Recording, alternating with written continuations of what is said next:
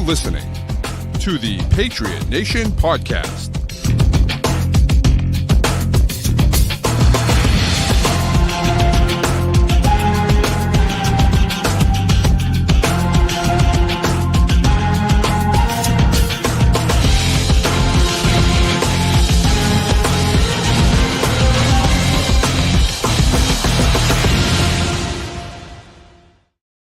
All right, welcome into another edition of the Patriot Nation podcast. As always, the guy Pat Lane here with my man Matt St. Jean, and welcome in if you watch that embarrassing, horrible, disgusting performance by the Celtics tonight in Game 1 against the Knicks.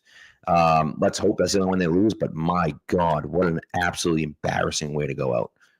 Yeah, I was going to wear my Celtics hat tonight and made the last second audible here to the Red Sox hat. Yeah. Look, big picture, I don't really think it matters because I think you're just not going to see performances like that from both teams the rest of the way. The Celtics shoot the three ball well. They have for years. That'll happen next game. I'm not worried. They got a lot of good looks tonight and just missed them. That said, that sucked to watch. I mean, I thought I was just about ready to turn the TV off when they went up by 20 points because they still weren't playing that well and they were up by 20. And I was like, all right, well, this is done. Let me go watch a little hockey and see what's going on. And the Knicks put a run together, and it's like, okay, they're going to make it a little interesting, but this is still. And then the next thing you know, it's just miss, and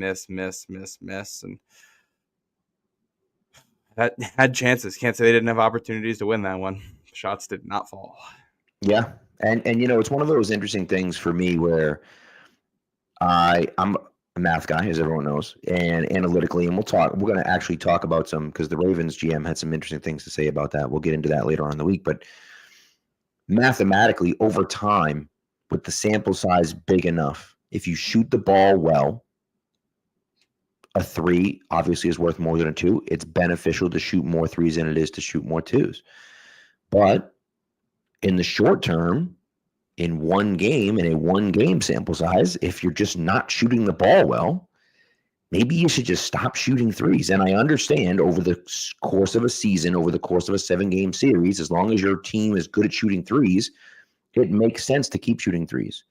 But over the course of one game, that doesn't even out, right? The sample size isn't large enough. And so, frustrating. Let's just hope it doesn't happen again because my God. And it felt to me like they kind of wilted.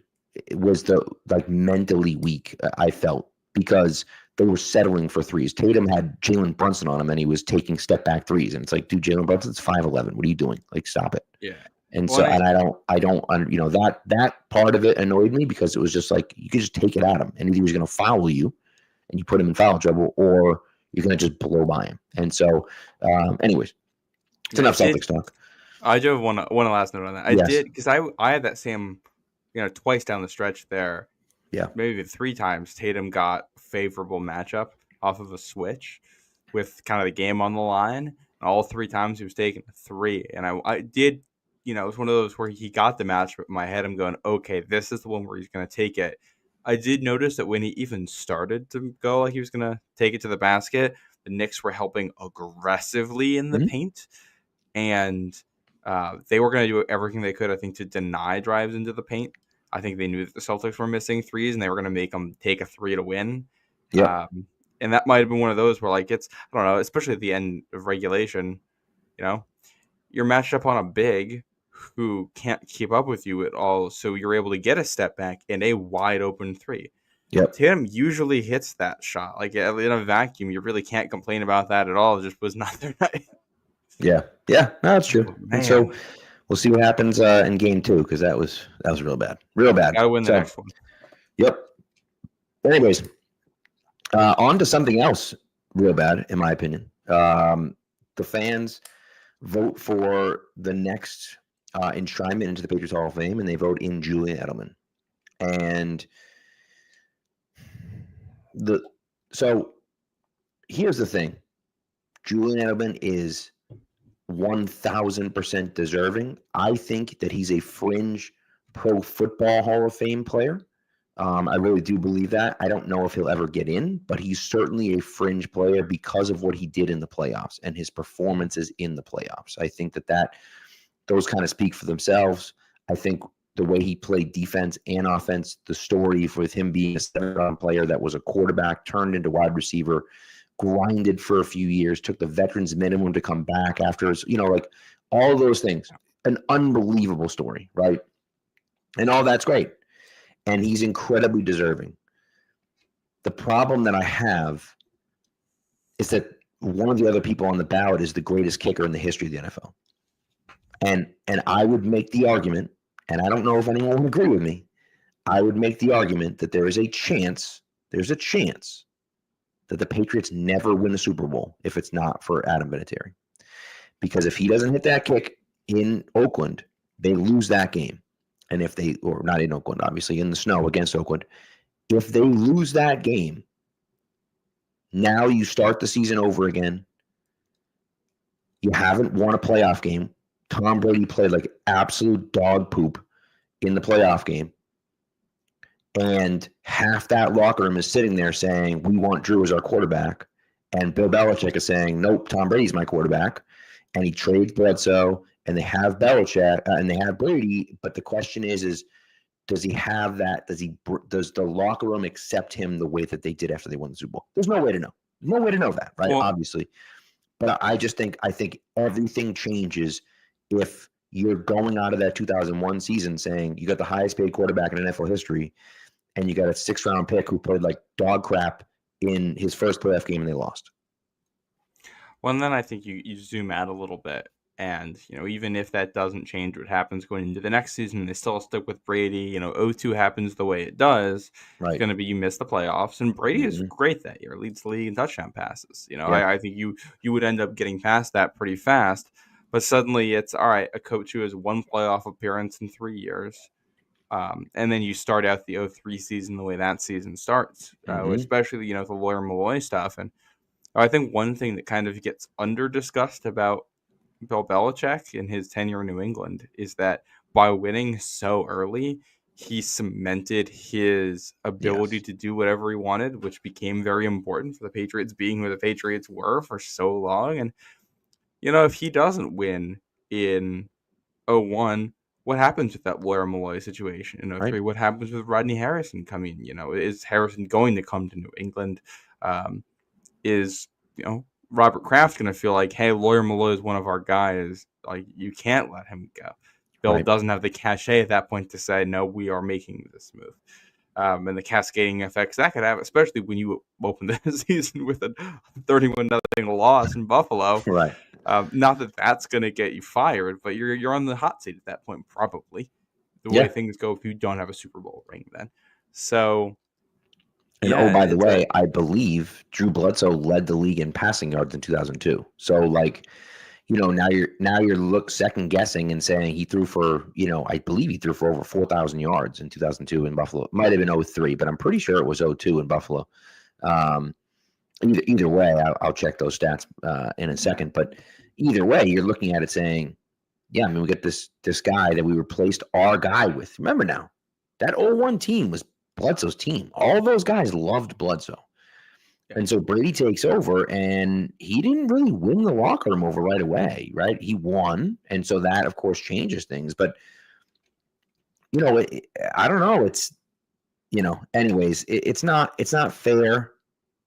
It's not fair to go through that and say, well, this would have happened and then this would have happened. But it is interesting when you start looking at it and you say, man, I don't know. I don't know what would have happened. I don't know where that would have gone. By the way, he had 4,359 yards and 24 touchdown passes in 2002. Bledsoe did. So pretty good year. So, yeah. Well, I think, and I do think we should give Edelman a lot of props in this segment. But before we get to that point, it's Edelman and Vinatieri in a lot of ways hold similar positions here. Longtime Patriots who were foundational members of their Patriots dynasty era, who were, good, reliable, clutch performers in the regular season, who then capped that off with iconic postseason moments. And it's funny. You look at it, the way they mirror one another here too, is that Vinatieri has taken the divisional round to complete a comeback victory, and then the winning play in the Super Bowl in 01. For the second dynasty, it's Edelman with a double pass in the divisional round in the comeback victory, and then the game-winning touchdown in the Super Bowl. So, very much similar places there. And in my eyes, I can understand to a degree why you might want Edelman over Vinatieri, just for the fact that Edelman was only a Patriot. Vinatieri ended up playing longer for the Colts. But I don't really think that should apply here. You should look at what they did in New England, and it's probably even between the two. And when it's even, for something like this, I really think seniority should matter a lot. Like, Vinatieri's been waiting. I agree. It's been this is a guy who was a clutch member of the Dynasty era 24 years ago now. Yeah. That's when these things happened. I just thought he should have gone in first. They're clearly, in a just world, Vinatieri and Edelman are both first ballot Patriots Hall of Famers. They both deserve it. They're both that quality guy. Well, and that's then the hard question is that, after this year, when does Vinatieri get in? Because Gronk is up next year. And you have to assume Patriots fans are going to vote Gronk in. And what's interesting about it is that the things that people are saying about Edelman now, which is he retired a Patriot and he was a Patriot for life and everything else like that, do not apply to Gronk. Now, I know Gronk is, I think, the greatest tight end of all time. But, I think that's, an interesting conversation, at least to have had. And, ultimately, listen, the hard thing about it is that I feel like it takes away from Edelman. Like, Edelman was a phenomenal player. He was if not, he wasn't the most. He was one of the most important players in the second dynasty. Remember now, in 2016, Gronk was hurt. They won the Super Bowl. In 2016, Edelman was hurt. They lost the Super Bowl, right? Now, again, there's a lot more factors in play, right? But if you just zoom out and take a look at that, then you start saying, okay, well, what happened in 2015? And so, and so you can start kind of going back and forth and saying, like, hey, like, Edelman was really important, right? And so he's incredibly deserving of being in the Patriots Hall of Fame. Adam Vinatieri, and here's the thing. Let's be honest. Recency bias is a real thing. It's a real thing, right? A lot of people voting are going to be in their 20s and 30s and 40s. And, people in their 40s obviously remember, but people in their 20s and early 30s do not remember those early years. They've seen it. If they've been to the Hall, you've seen it. You've seen clips. You've seen this. But you don't understand, right? You don't understand what Vinatieri did. If you weren't watching that game, I was at that game live. I have no idea. To this day, I have absolutely no idea how he hit that field goal. No idea. And you could make an argument that that's the greatest kick in the history of the NFL, right? Location, difficulty, and the situation, right? That's like the game's over. If you miss, it's over. You lose. You don't just. It's not like a tie game. We're going to overtime. Like, no. If you miss, you lose.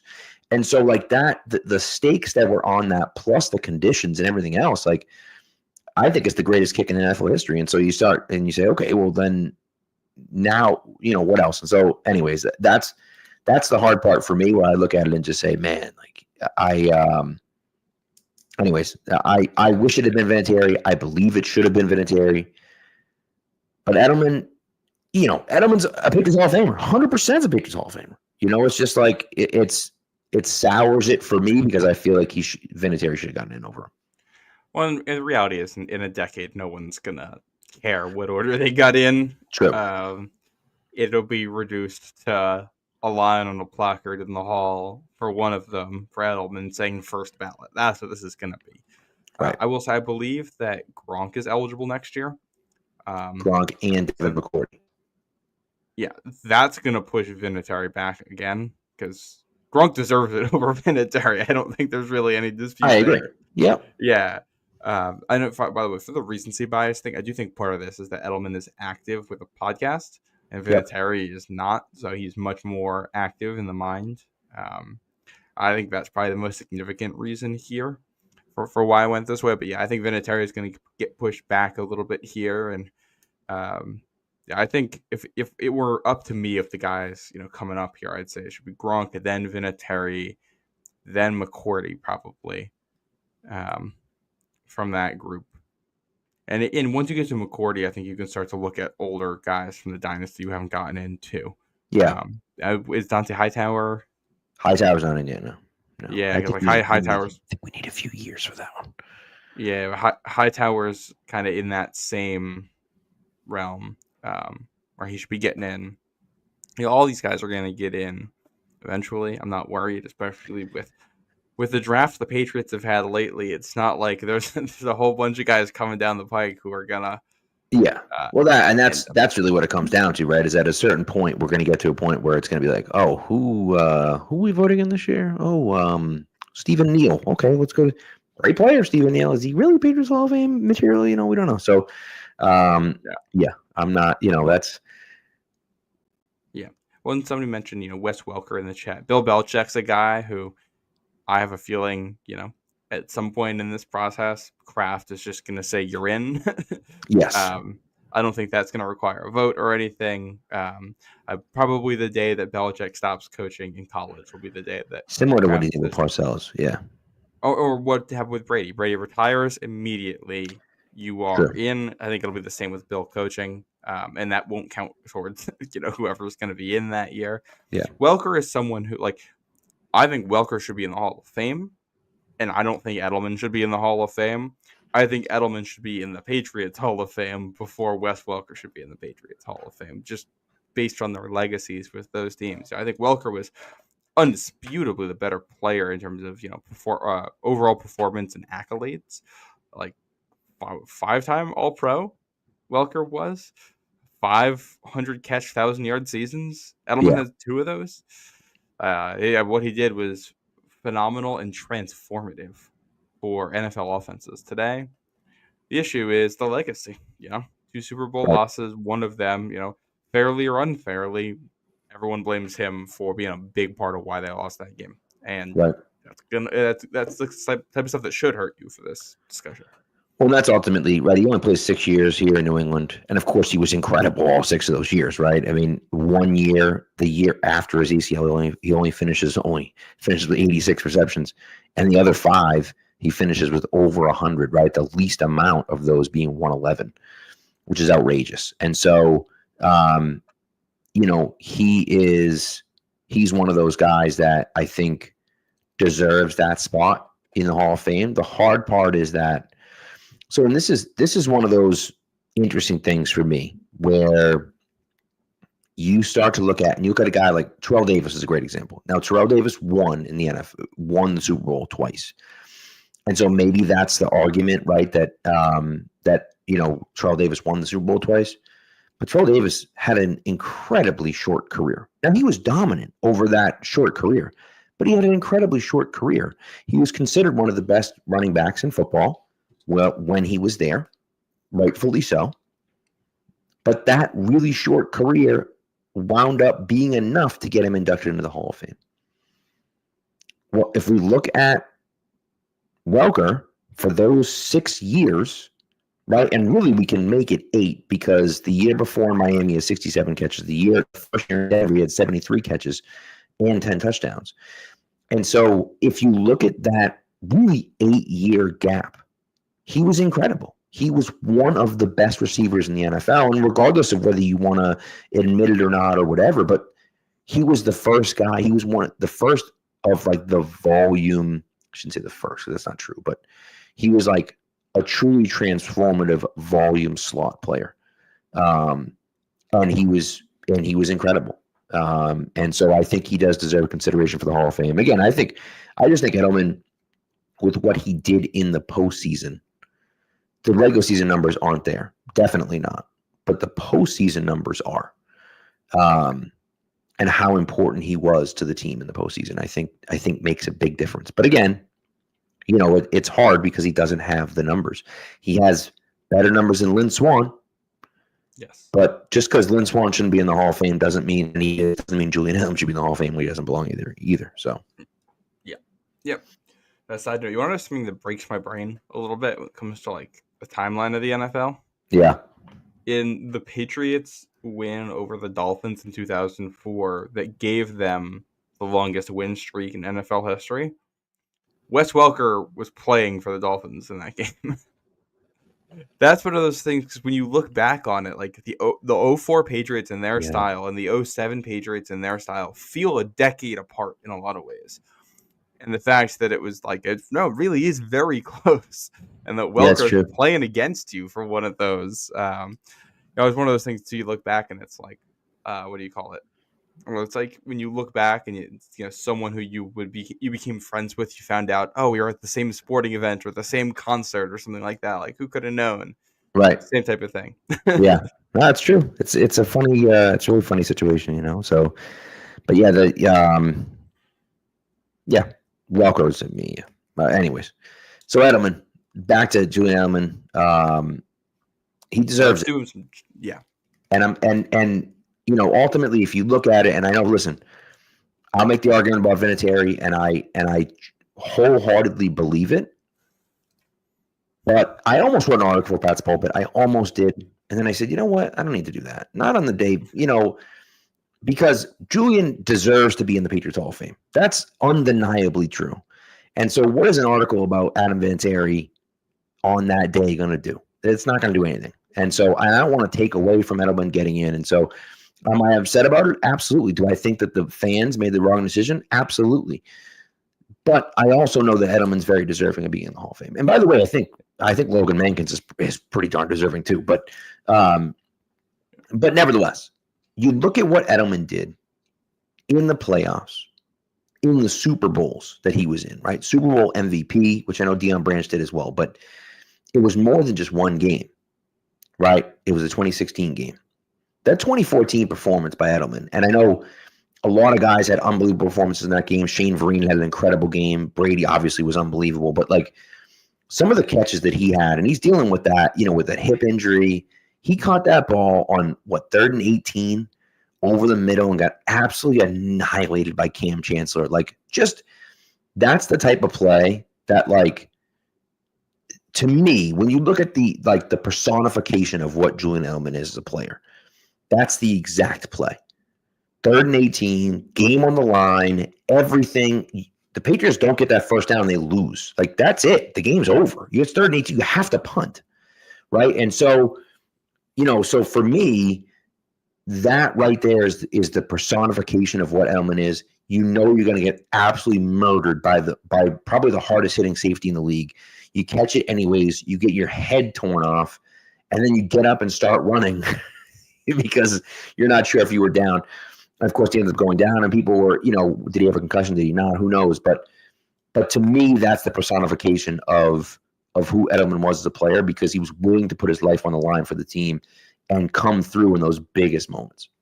When he was the new Troy Brown with his ability to play all three phases. Edelman playing defense in 2011, one of those things where, it was one of the reasons they were able to make it to a Super Bowl. Yeah. He gave you competent play. A defensive back was a weapon on special teams. Obviously, with Welker at the time, he was a rotational piece in the receiving core. To me, though, I look at 2013 Edelman and what he did in that offense. We forget, you go into the 2013 season. We go back to, roughly around to this point in the calendar, 2013, maybe a little bit. I think it was a little bit earlier.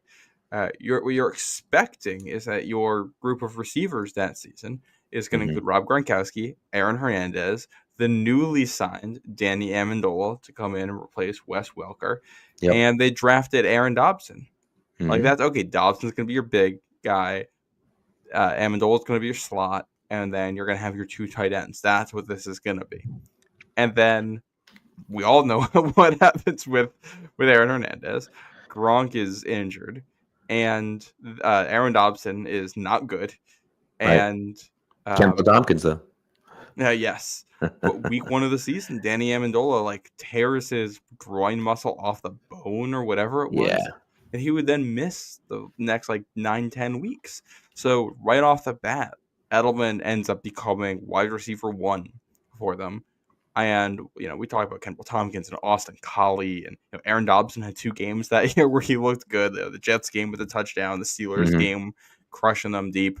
But Edelman was the guy for most of that season. He was Brady's guy, the chain mover. And I think the way that they built in 2013 is what allows you to go into 2014 the way you do. The fact that you know what he is. And, you're bringing back Amendola. All right, and Gronk's healthy. We just got to add that X still. Come in Brandon LaFell, and we got a team. And knowing that Edelman was capable of carrying the load for you on offense and being your every down slot receiver. And a huge, huge moment for what the Patriots would then become for the next 6 years. It's very true. It's very true. It's a great point. By the way, the day that Hernandez was arrested, which was in June, I think it was actually June 28th, which is my birthday, but I'm not sure exactly of the date, but it was in June. I was on a field trip with a bunch of sixth graders to Patriot Place. And one of my students was wearing, you guessed it, an Aaron Hernandez jersey. And I was like, this is not, and she's this like 11-year-old little girl. Like, she has no idea what's going on. It's like her dad's jersey or whatever, but I'm like, oh my God, that's not what we're looking for. So yeah, kind of rough, but that was an interesting day, to say the least. Yeah, I was curious. They searched his home on June 18th and then arrested him on June 26th. June 26th. There you go. So my mom's birthday, not my birthday. I still remember that being it was wild. Crazy. They searched his home, and at the time, the reaction was, oh, like, he must have known Odin Lloyd. It's in the area. I think the general perception was like, he has nothing to do with this. They're just curious about a tie he may have had, which in hindsight is like, clearly, no, you're not searching someone's home unless you got a real reason to. And that picture of him being walked out in handcuffs, Man. The white shirt over him, like haphazardly with his arms behind his back, and that was wild. That is one of those images that never leaves your head. Just completely wild that happened. So, yeah. Anyways, all right. I guess that's a good way to end our Julian Edelman discussion. But listen, honestly though, Edelman is deserving. I'm happy that he's in the Hall of Fame. He deserves it. Again, I thought it should have been Vinatieri this year, but I will gladly celebrate Edelman when he gets in. I think that he's one of those guys that he had a chance to leave. Right? He could have done what Gronk did and refused to play here, and demanded a trade out and retired instead of playing for Belichick again, and he decided against it. And I think that speaks volumes to the type of guy he was. Yeah. Only played here in New England and only wanted to play here in New England, and I think that says a lot and means a lot to Patriots fans. And so, and I'm happy that he's in the Hall of Fame and he deserves it. And so I'm looking forward to, this summer where we get to celebrate him. So, yeah, and with Edelman's personality, that is going to be a fun. It's gonna be a great day. Yeah, that's gonna be a blast. And I wish Edelman was able to keep it going with he had over 1,000 yards in 2019. If his body stays under him just a little bit longer and he's able to make it to 2022, give it 2 more years on there. Yeah, I wonder how that ends up looking. But I think he gets in if that's the case. I think he gets into the Pro Football Hall of Fame. But he might. One last question for you. We're talking Hall of Fame here because we're talking about kickers. Yes. Is Stephen Gostkowski a Patriots Hall of Famer too? So that's a good question. I don't think so. Maybe. Maybe at some point down the line, right, he becomes a Patriots Hall of Famer. He does have the franchise record in points. He did play here longer than Vinatieri. He actually has the same amount of Super Bowls as Vinatieri. And so, that I understand all of that. I think that makes sense and it makes a difference. I also think that he really didn't have a huge impact in any of those games. He did, but how many how many game-winning kicks does he have? How many big moments do we remember Stephen Gostkowski for? He's got a few. But it's kind of great. When I think game-winning moments for him, I think of the Giants game in 2015. Yes, that's the one that stands out to me. Was that 15? You look at 54-yarder. Yeah. But you look at the Super Bowl runs. 2014 against the Ravens, you don't kick a field goal. Against the Colts, you only kick 1 field goal, and it didn't matter what you were doing. Right. It's the Seahawks. You don't kick a field goal. You kick 1 field goal in a 45-7 or whatever it was, 45-10 win in the entire playoff run. And then 2015, he misses an extra point, which is hard to blame him for because he was so good at it his whole career. Yeah. That's the time you blow your streak in the AFC Championship, which potentially costs you a Super Bowl appearance. 2016, he misses an extra point in that Super Bowl, which causes you to have to go for two twice. Right. And I don't think he was that important in the playoff games leading up to that. 2017, just horrendous in that Super Bowl. Yep. And 2018, he does give you he gives you some cushion at the end. Kick, which mattered. And the kick before that, points were at a premium in that game, so every field goal does matter there. Yep. But they blew out the Chargers, and they didn't. Did they even need field goals against the Chiefs? No, I don't think so. It was so his career just doesn't have his moments in big games were pretty much always negative. 2015, 2016, and 2017, which stinks because he was a better kicker than Adam Vinatieri was. Statistically, he's the best kicker in Patriots history, but that's just not the story that his career tells. 374 made field goals. Yeah, it's a lot of made field goals, man. For Vinatieri had 263, so that's over 111 more made field goals. Wild. Yeah. So, and again, it's hard to say like the Patriots all-time leading scorer. I'm sorry, doesn't deserve to be in the Hall of Fame. I do think as we get further on down the road, right? I do think that there's a chance that we kind of come back around and say, all right, like we don't have a ton of people anymore. We still got guys, but we don't have a ton of guys anymore. He's the Patriots all-time leading scorer, probably should be in the Patriots Hall of Fame. And we put him in, 15 years from now or something like that when we're a little bit further removed from it. But again, that's the hard thing is like, I don't know. You know what I mean? You don't know exactly what the situation is with him. And again, you don't have those moments where you're like, he's lining up to kick a field goal or Edelman has the moments. Gronk obviously has the moments. But Edelman's got so many of those moments where he catches the winning touchdown pass or catches the ball in the Falcons game, or there's so many of those moments with Edelman. There's so many of them with Gronk. There's so many of them with this guy and that guy and James White and even Shane Vereen and all these guys. Like there's so many of those moments with those guys, and then you don't really have any back. And it's like, okay, are we going to bring Deion Branch back into this conversation? Right. Yeah, because he was, two different stints in New England. He was a core piece of he never had 1,000-yard season in his career, which is crazy to think about. Yeah. A guy like him, or like another name I kind of think about here is just like a super solid player who I could see getting it, when we get 10, 15 years in the future, somebody like Christian Fourier, just because he was like super solid for a while, part of title runs, and now is in Patriots media. Right. And it might be, this guy did a lot for the Patriots for a long time type of thing. I'd take Gostkowski over him 10 out of 10 times, but it doesn't mean that's what's going to happen. Correct. Yeah. So anyway, it's interesting conversation, and we'll look forward to Julian Edelman being inducted in the Patriots Hall of Fame at some point this year. I assume it will be over the summer, although they've done some during the season too. So I think we'll see what happens. Yeah. So, all right, let's get into our first ad read, and then we'll go from there.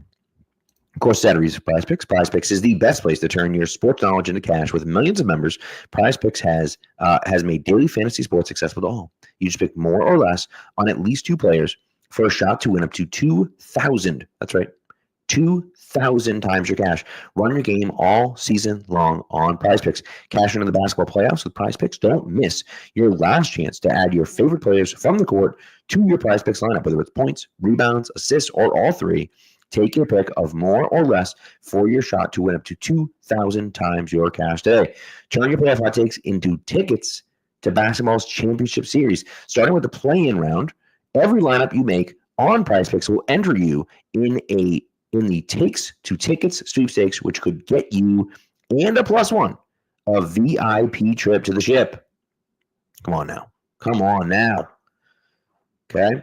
Once again, my favorite thing about Prize Picks is that you can mix and match from teams from leagues. So you can get some basketball guys in there on the playoffs. You can get some hockey playoff guys. You can get some baseball guys in there. You want to throw in an esports guy or there's a ton of different options. So you can throw in a bunch of different people on the same lineup, which is really fun. So they also offer Venmo, Apple Pay, MasterCard, and more for quick and easy deposits and withdrawals into and from your account this sports season. Don't forget, every Tuesday, that's tomorrow or today if you're listening in podcast form, Prize Picks will discount several projections on the board, usually by 15 to 25%, which is great. So it gives you an opportunity to kind of catch some of those guys with a lower number that they have to either get above or a higher number that they can get below.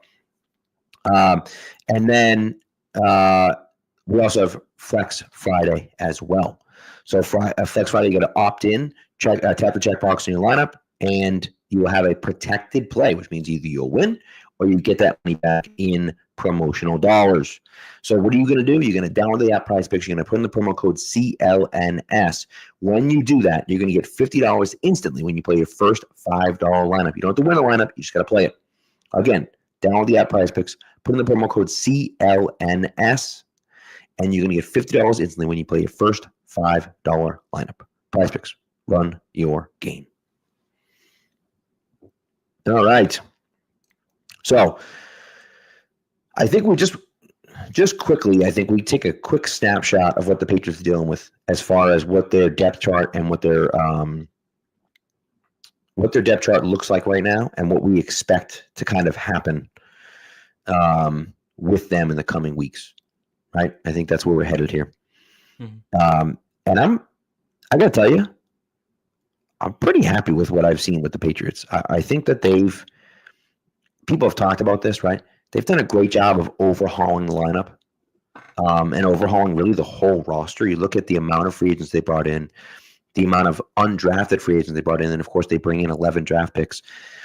And I think that they've done a great job of overhauling it. They've also, I think, pretty clearly sent a message that they want new leaders in the building, right? If you're a 2024 captain, you were shipped out.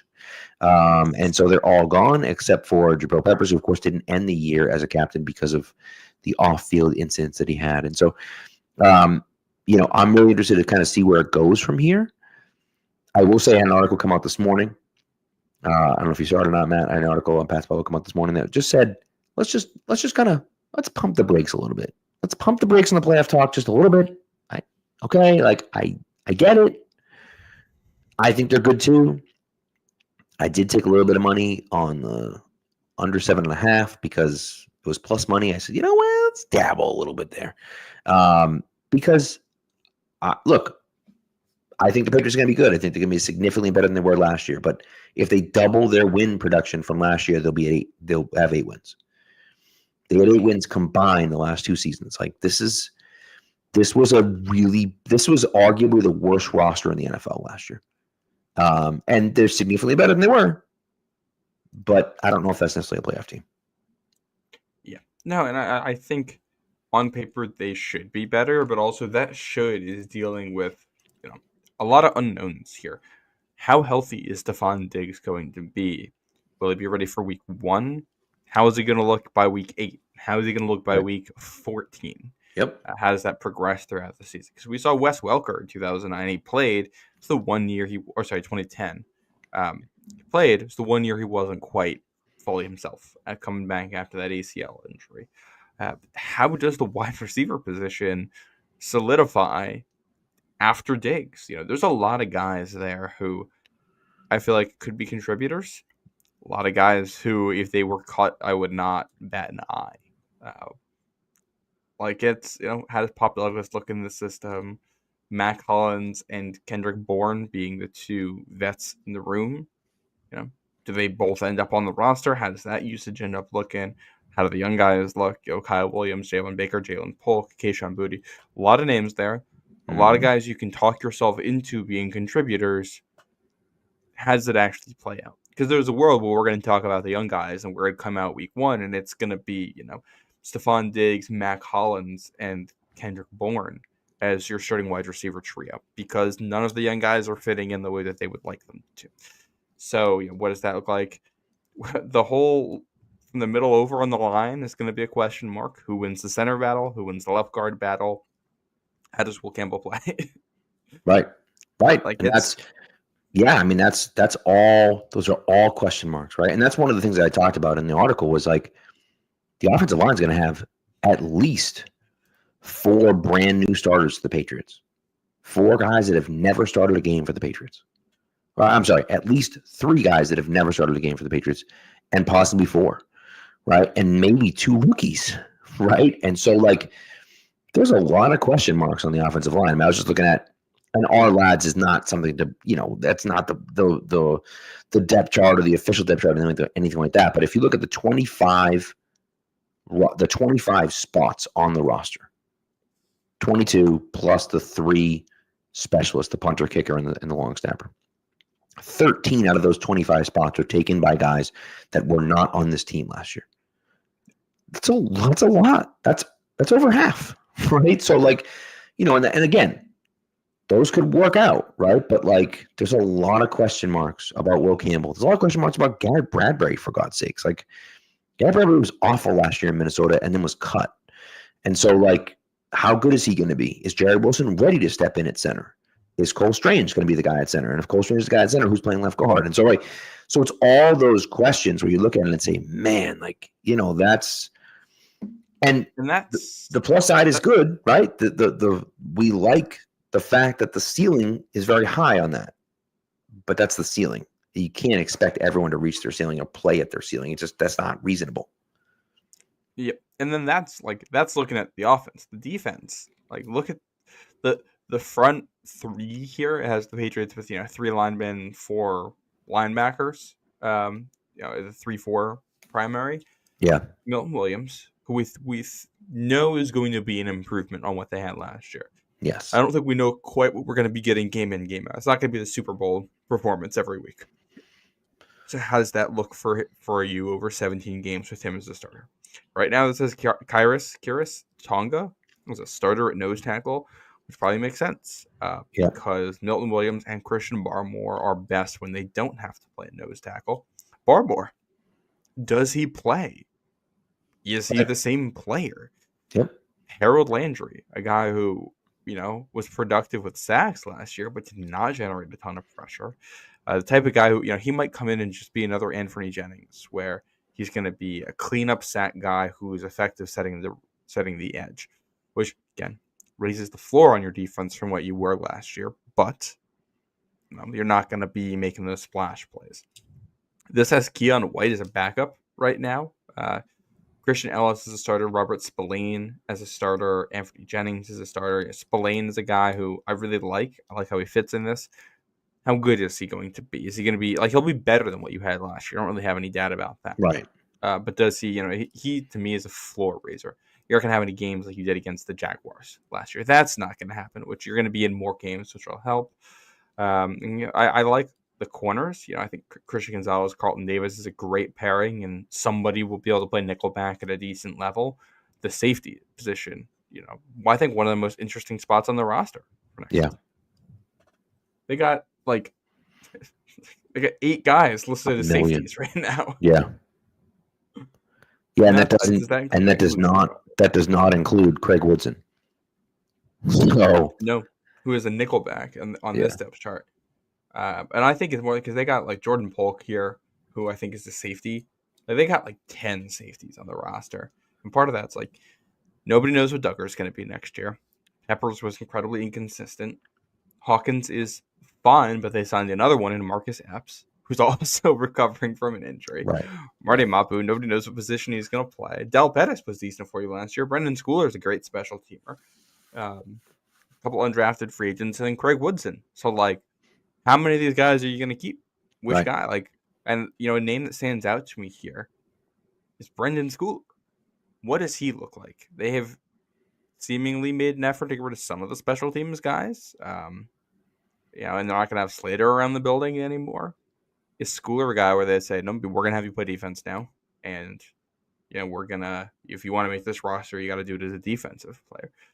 I think that would be silly, but we've seen teams do this plenty when a new coach comes in, and it's a new way of thinking about the roster. Just because someone was a contributor last year does not mean that they are this year. Right. And I think it's a great point, man. And I believe that Schooler will be on this team. I think it would be a mistake to let him go. Agreed.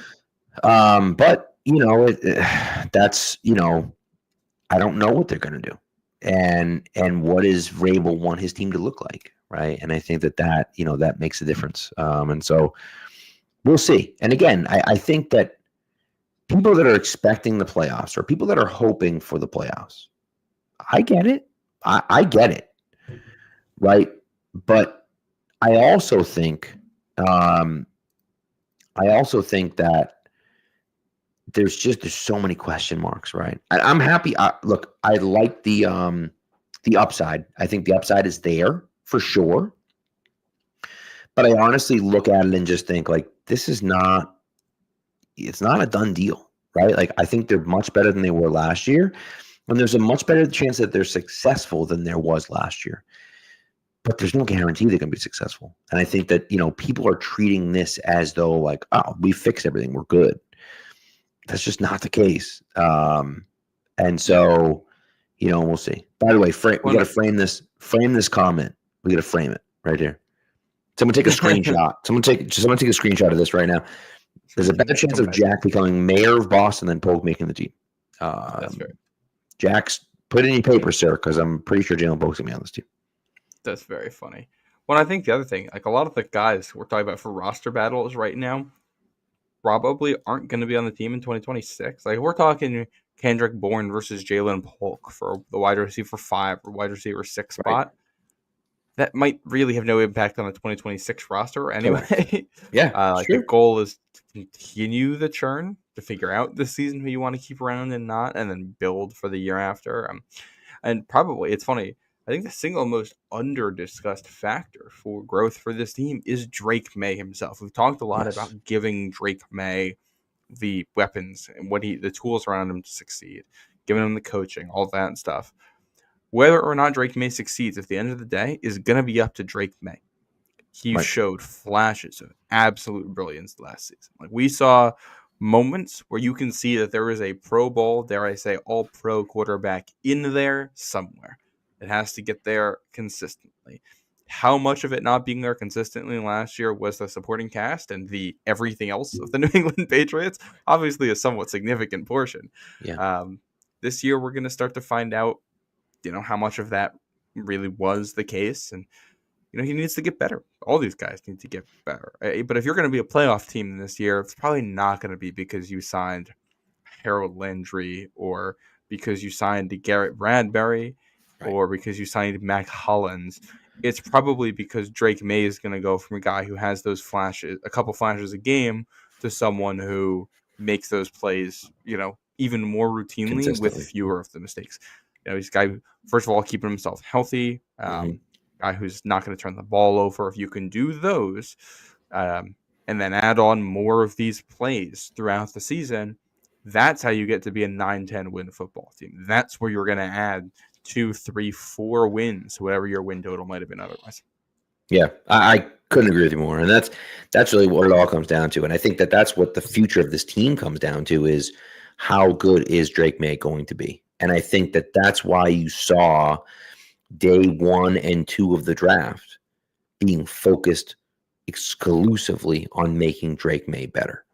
Mm-hmm. Getting a left tackle, getting a center, getting 2 weapons for him. Right. And I think that was a concerted effort by them because here's the thing, right? Milton Williams is a good pass rushing defensive tackle. Harold Landry is a decent pass rushing defensive end. Right? Like Marcus Epps is a decent safety. You can get good role players to play defense for you. And when you have a good defensive coordinator, you can have those guys, maybe not every down, but you can have those guys play well at certain points and well enough to be a good defense. The simple fact of the matter is, if you want a game-breaking wide receiver or a game-breaking running back, you're drafting those guys. End of story.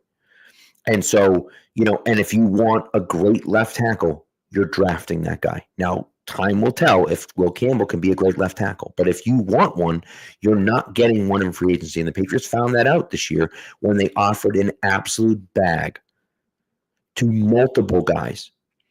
And they refused to leave where they were. whether it was Baltimore or anywhere else, they refused to leave. Ronnie Stanley was going to be the highest paid tackle in the NFL. He chose to stay in Baltimore, right? And that's outside of the Patriots' control. So if you want Ronnie Stanley, draft him. Like, that's the only way you're going to get him. And so the Patriots understood that. They said, we got to draft this guy. We believe that he can be that guy. Now, can he? I don't know, right? Well, time will tell whether he can be or not. But you have to draft those guys if you want them. Because those guys are unavailable. And so you draft the left tackle, you draft the wide receiver, you draft the running back, and then you draft a center as well, which I think is very important as well. Important. And you got the defensive tackle and defensive end too that you add in. Like, Braden Swinson ends up being, like, we talk about Harold Landry. Mm-hmm. I think in the ideal world, by the end of the season, Harold Landry is a rotational player for you because Braden Swinson is going to be a starter now, and Keon White's going to be starting on the opposite side. And these guys have emerged and have clearly shown that they are good players and NFL players. And I think you look at the roster right now, I feel a lot better about spots 30 through 53 on the final active roster at this point than I did about that group last year. And I also feel better about spots 1 through 29. I think the margin's a little bit smaller there. Like, they added guys who should be impact players. Milton Williams is the prime example of that. But, like, I don't know if he's a Pro Bowl defensive tackle. He might be a guy who's, like, the next tier down from that. Barmore seems to be kind of just in that next tier down. Together, I think they're going to be good. Hopefully better than the sum of their parts. But, like, I think you're going to have a lot more depth, a lot more players you can put in the game when they're going to know what to do, and the coaches are going to know how to use them, which helps. Like, I think this team's not going to get blown out a whole lot next year. You're not going to have that Jaguars game. You're not going to have that Chargers game. That said, you still might lose those games. You're just losing it by, 6 points instead of whatever it ended up being in those. So we'll see how it results in wins and losses. But I think this is step one of building a foundation, is rounding out the roster, having actual depth, using that to build a culture and be more competitive in games. And then you go into the next season, and that's with the draft, free agency, trade market, and again, continued growth of the quarterback. I couldn't agree more. And that to me is really where it starts, right? You have to have the depth. This is a league that is all about attrition, right? Guys are going to get hurt. Every year, guys are going to get hurt, right? We're at 17 games. We're going to be at 18 games pretty soon. Guys get hurt, and you have to have guys that can step in and give you quality snaps on offense and on defense.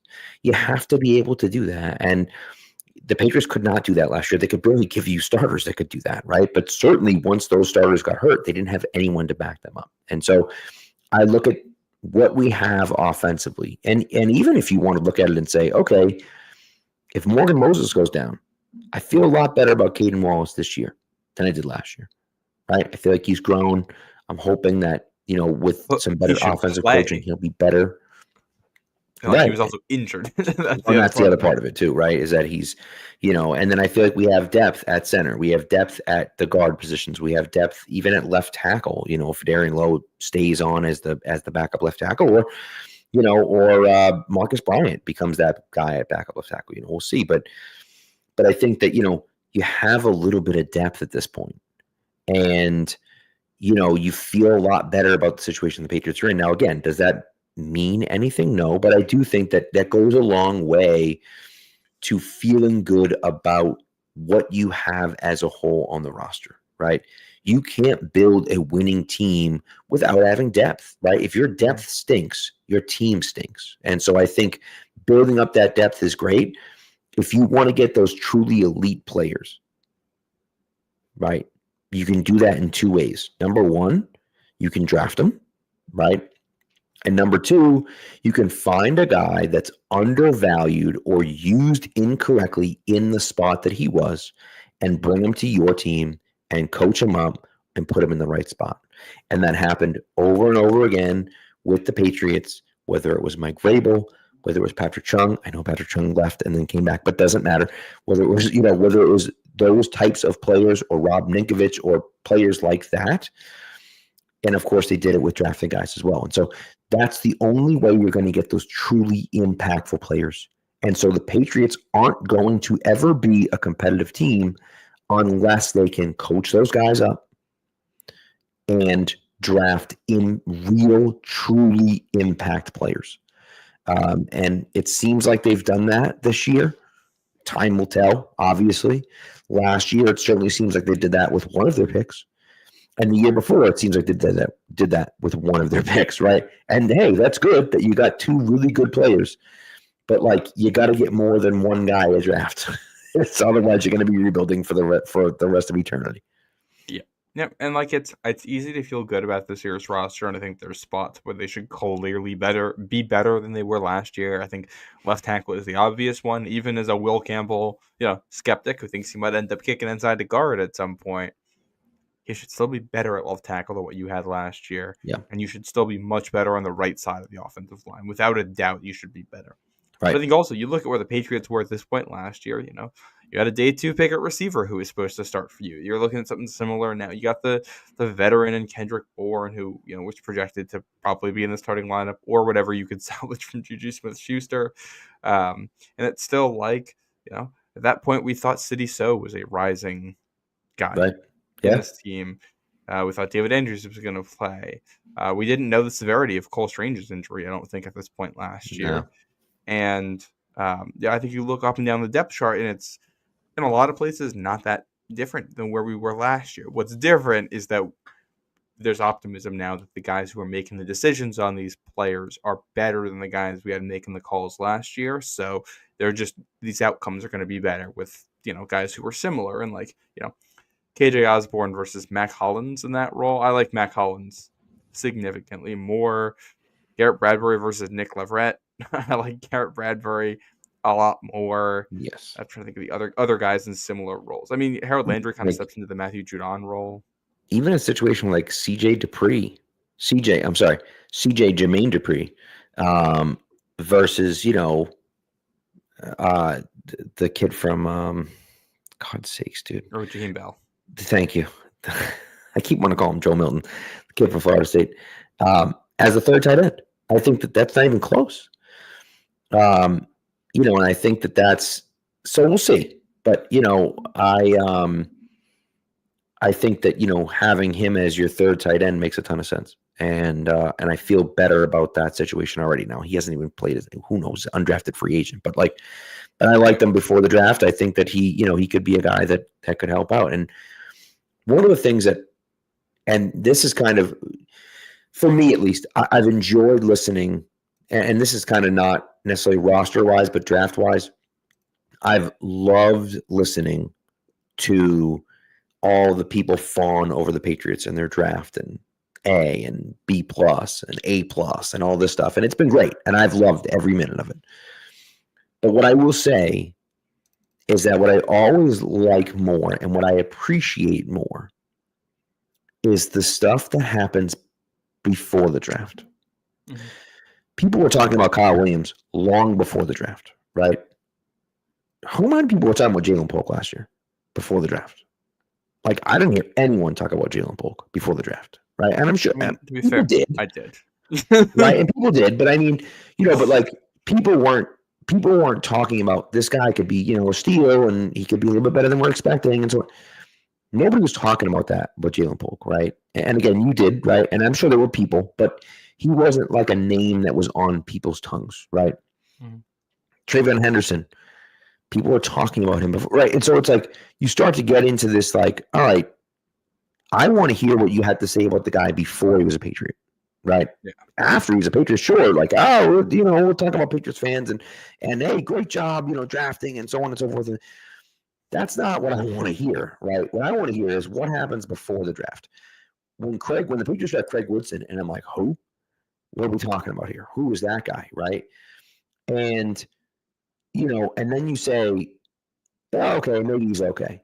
Well, then Daniel Jeremiah turns out was on Pardon My Take before the draft, saying that I think this guy could be a day 1 starter. He's going to get drafted day 3. And so now I look at it and say, okay, that's before the draft. That's before he knows where he's going. Maybe he has friends in New England, doesn't want to say anything bad about the New England pick and so on and so on. Okay, that's the information I want, right? Not the information of, wow, great pick by the Patriots at 106. Sure, nice job. That's not what I don't care about that. It's the pre-draft stuff that I care about. And I thought that everyone the Patriots drafted, for the most part, people were high on before the draft. And I was happy to hear that. Yeah. No, and I think that's, you look at, especially on like consensus boards, all the guys they took, they had like 5 or 6 guys who were considered top 100 players, which is a really good haul. Like there should be multiple starters out of that group. You would expect when you just have that many guys who are rated that high. Obviously, we'll see how it turns out, but if their evaluations here are remotely close to correct, even if there's no Pro Bowlers in the group, you should have several starters. And they need that. That's what helps build this new foundation. Yeah, agreed. So, anyways, we'll get into a lot more discussion about that as we go, right? And we'll be discussing the roster as we go. We also have, I don't want to give anything away, but what I will tell you is that we have a fairly large segment. Segment's not the right word for it. A fairly large series. Yeah, thank you. Series that we'll be doing this summer. And so we're not gonna give it away to you just yet. No. It might fill in that gap between like Memorial Day and when camp really gets going. It's gonna be real good. It's gonna be real good. Yeah, it's gonna be have fun with this. You're gonna enjoy it. It's gonna be a great time. So make sure you subscribe to the show. Make sure you're on here. Make sure you subscribe to all the CLNS shows because there's a ton of great content everywhere. You got, and what's interesting is that sometimes it surprises you. Greg Bedard and Taylor Kyles and Doug Hyde and Andrew Callahan and Mike Hadlick, and you're like, oh, all those guys are on CNS. So subscribe to the CLNS show, and you get all of us. You get all of us, including us too. I mean, you just lump us in with them, sure. So we're just riding some coattails, but nevertheless, make sure you subscribe to CLNS. Make sure you subscribe to our show as well. Thank you for tuning in. We'll be back on Thursday. We are going to get into some analytical discussion on Thursday, a little bit of math. It's going to be great. And hopefully the Celtics will get a win before then, but we'll see what happens. So anyways, thanks for tuning in, everyone. Be good to each other and go Pats.